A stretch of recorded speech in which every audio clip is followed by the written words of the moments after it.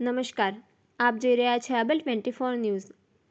સાબરકાંઠા ઈડર શહેરમાં એસએમસી ટીમે મોટું ઓપરેશન હાથ ધરી બોગસ કોલ સેન્ટરનો પર્દાફાશ કર્યો છે।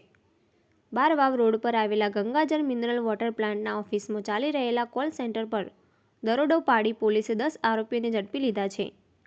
કાર્યવાહી ઈડર પોલીસ સ્ટેશનના હદમાં હાથ ધરાઈ હતી।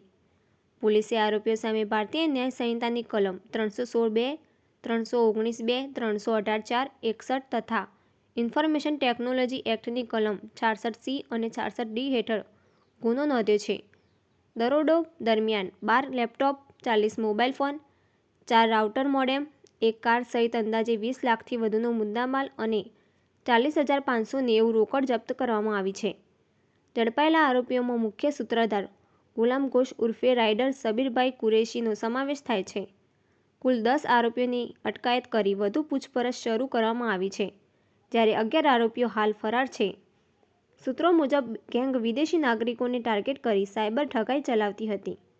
સમગ્ર ઓપરેશન પીઆઈ આર.કે. કરમાટાના નેતૃત્વમાં પાર પાડ્યું હતું।